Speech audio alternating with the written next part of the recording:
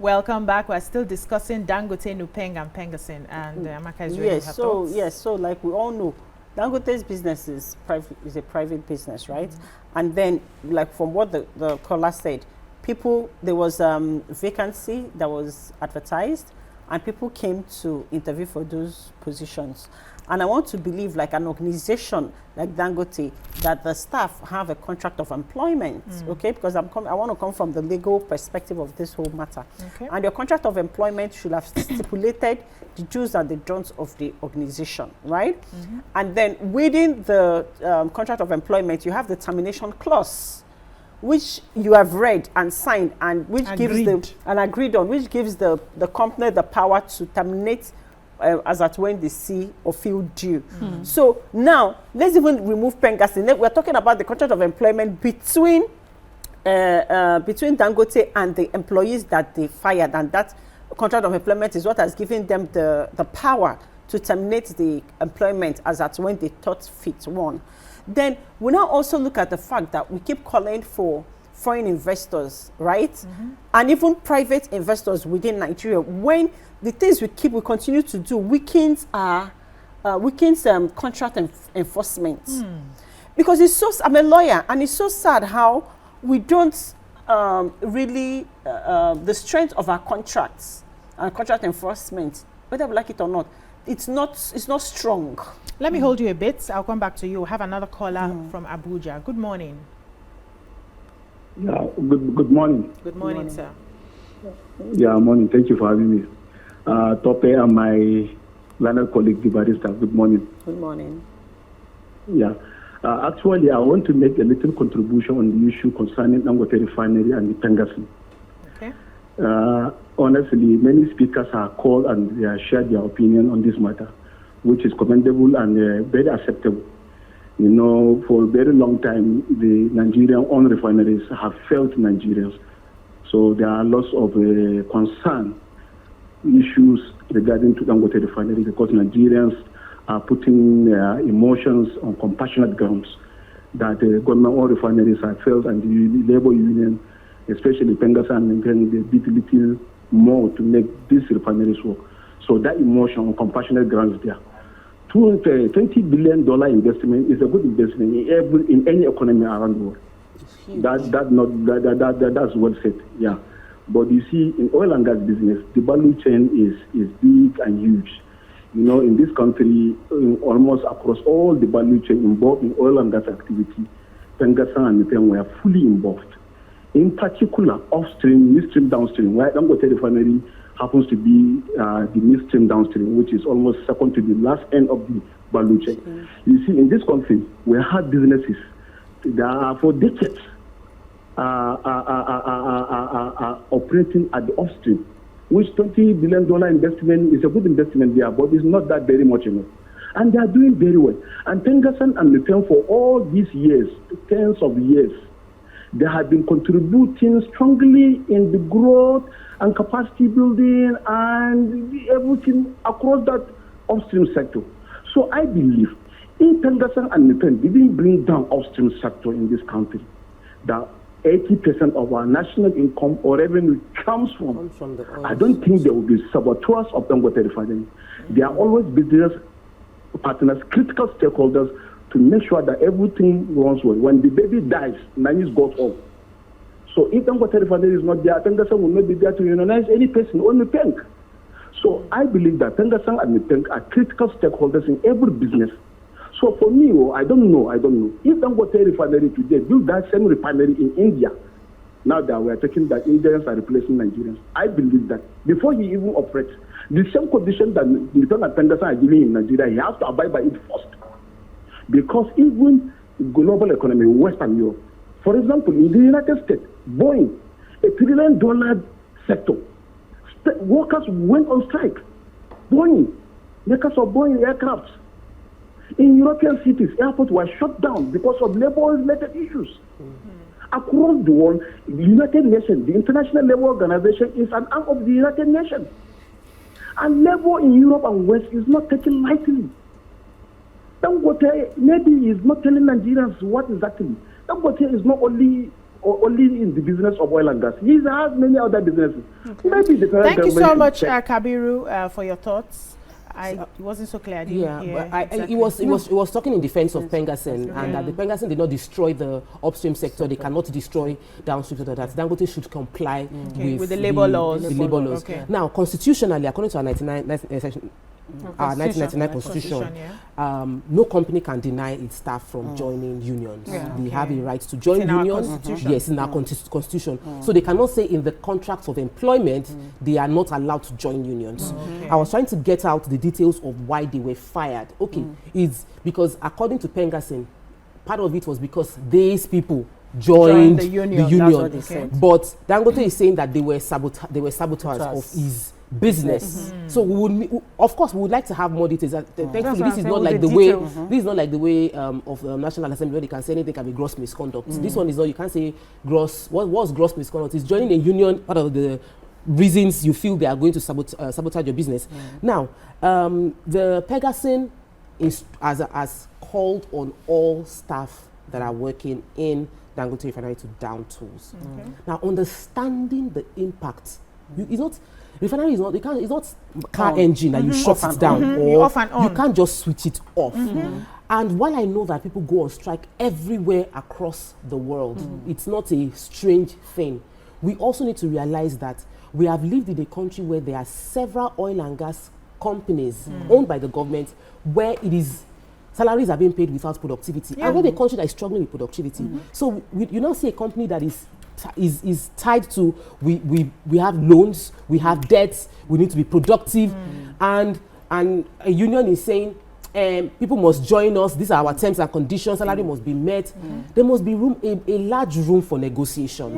It mustn't come to a point where you want to shut down the refinery, shut down the country. When you shut down, when PENGASSAN and Lupeng, you are shutting down the economy essentially. So it is 800 against millions of Nigerians, and I'm going to appeal to the PENGASSAN for all their good intention, because at the end of the day, they have the power. We can only appeal. Even the president, when he calls them to conversation, it is going to be a negotiation. So we're going to appeal that whatever good they want to do will not be ill-spoken of with the way they are carrying it out. Do they really have so the power? that it is not, people will not, like what we have all been saying, that they are being a tool But used to fight Dangote for the cabal. Do they really have the power? Let me take a call. Okay. I'll come to you. Have a caller from Alimosho.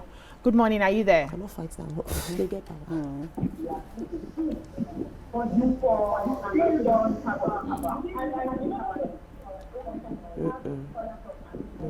Are you there? Yes, I'm here. Good morning. Good morning, everybody in the studio. Good morning, Oguride. Good morning, everybody in the studio. Good morning, Oguride. I want to talk to what class. Yes, I'm here. Mr. Oguride. I'm Mr. Oguride from Shasha Alimosolu. Thank you very much. My saying to the what you are talking is this. You are listening to yourself. Just sorry, we have to. Yes, just talk. When you call in, just speak into the phone. You don't have to listen because there's a delay. Mariam. I was going to say, that's what I was saying earlier, that we understand the rights of unions and that they are there strongly to protect the rights of workers. But we also understand that this is the world that we live in, that sometimes unions can flip, that sometimes they can they can overshoot their authority. Do you understand? And in this particular sector especially, there's been so ridden with corruption and all sorts of backhand business, they have to be careful what it is that the message that they're trying to send. They have to be clear what it is that they are fighting against. Because we have, that's why I said this particular refinery, whether we like it or not, however it, want to explain it, how it happens globally, the way it works in Nigeria is that we have had refineries forever that haven't worked. And we have one that a person decided to build himself. And because of the uniqueness of this situation, it's important that PENGASSAN is seen to, whatever it is, to be doing the right thing. Not try to sabotage this business, because we are being accused of, our country has been accused of sabotaging all the other refineries so that some cabals will earn money from the fact that these refineries were not working. So it does not look so clear, it's not so clear-cut to us why PENGASSAN is shutting down. We understand if they are upset that 800 workers have been sacked at once. We understand if they say that some of the workers are upset because export rates seem to be paid much higher than they are. But the method in addressing it is my problem. Why do you think you want to shut? Why do you think the best is to shut the economy? It comes to me like you are trying to bully this man into doing only what you have to say, in his so private that business. even in future, if he's not the one in the wrong, he's too afraid of you to do anything. So that's my own grouse. Yeah, we have another caller from Enugu. Good morning. Are you there? Good morning. Good morning, everyone in the studio. Good morning. Chibuzo. My name is Chibuzo from Enugu. Yeah, good morning. You people have said it all well. And my contribution is this. I believe the government, they are hearing us. They should sit up to their responsibilities. They would have done something earlier before now, but it's not too late. There are many ways to figure it out, but the best way is negotiation. The federal government should sit up and be the good mediator that they ought to be in this case, so that we will not be held on ransom. So the federal government should mediate in between, because I've heard some people saying the court should mediate, but it will take a long process. Things will get out of hand. They're waiting for the court. So the federal government should immediately sit up and mediate. Thank you very much. Thank you so much, Chibuzo. That is, taking us to how we're going to be wrapping up this conversation. But you say you have messages, okay, go ahead. From YouTube, Brickhouse Capital says, so if Dangote refinery breaks down tomorrow, Nigeria would also shut down? Ridiculous. Fix our refineries. Give Nigerians what you promised them when you were campaigning for their votes. That's his own opinion. Another person, Ron Kebat, says, Sir Corey Michael says that the rights of Nigerian workers have to be protected. Yesterday accuses that Nupeng and PENGASSAN are working in cahoots with cabal. Somebody posted, I can't find that post, somebody had commented that the PENGASSAN and Nupeng are like Jesus. They left the 99 to chase the one. Brickhouse Capital says the engineers that build Dangote refineries can be hired to fix Warri and Kaduna and Port Harcourt. No, they can't. Okay, they are different systems. So I said political corruption has killed Nigeria. Okay, I have someone on the other side. Yeah, let me take okay from my number and then you take your messages. Okay, are you there? Yeah, I'm there. Good morning. Good morning to you. I just want to contribute for what you are discussing this morning. Go ahead, you're live. For PENGASSAN, to be very frank with you, I don't want to use any palatable words on them, because we can just see the high caliber of people that let me say the cabal that been holding Nigeria for over 100 years. Just how can you, let me say, another company, maybe another refinery, somebody who wants to start another refinery, all those things that I'll be doing, how can somebody who put his own money to start another refinery? Because they don't want any other refinery. They want it to be as it is before. That's what they are doing. Forget about starting 800 people or not starting 800 people. 800 people, if you employ somebody in your house and the person went to sign sign agreement that you can burn your house, will you accept that person to stay in your own house? Not at all. Thank you so much, okay. Thank you. Yeah. Not at all, yes. So Thinkami says Dangote is exploiting the sentiments and emotions of naively gullible Nigerians for cheap blackmail and gaslighting. If Dangote allows those workers their constitutional guaranteed rights to unionize, PENGASSAN will not be on his neck. Nobody is after his investments. He says on Tuesday, Dangote workers exercise their constitutionally guaranteed right to associate and unionize. By Wednesday, Dangote sacked over 800 of those staff. That is the heart of the crisis. Yeah. So on that, Onochi says, talk every day. No process in our life and society. Nothing is working in Nigeria. Everything in Nigeria is getting worse. We don't see any change, and it's scary. You know, because the reality is that we've not, like you said, for decades, we've not had refineries working in Nigeria. And finally, we have this hope. Yeah. You understand? We have to protect it at all costs. Yes. Like egg. Sorry. Like we have to protect, because if this fails, I wonder I wonder what the next step for Nigeria. Honestly. He's He's a private businessman, so he will not allow it to fail. So I understand the sentiment of PENGASSAN is trying to protect the workers by them joining unions. But someone who is employing, you know, majority of Nigerian workers in Nigeria should also have a form of right to say, this is how I want my workers to be. We've not had complaints where Dangote workers came out to say they are not paid, they are being owed salaries, they have not been paid their pensions, or we've not had that so far. I don't know if it's available, but we've not had that. So because of the fact that we've not had that, and he says, okay, for this kind of business to work, I don't want you to join the unions. I don't think he should be sacked. He cannot do that. No. So, okay, so he cannot say they cannot join unions. Okay, we're just looking for. Shouldn't it be optional? No, it's not optional. You have freedom of association. Yes. Okay, freedom of association, but it's not optional to be in the union or not. So the challenge with the union, is that the fact that the union can call its workers and say they shouldn't work. Yes, and sabotage my private business. That's the fear of the company. But the companies, you mentioned yourself that there are companies in this country that are taking advantage of Nigerian workers. That they are on their feet, they cannot eat. The fumes are choking them out where they are working, but they are not in those unions that can fight for them. And I know that their unions have bought some of these places.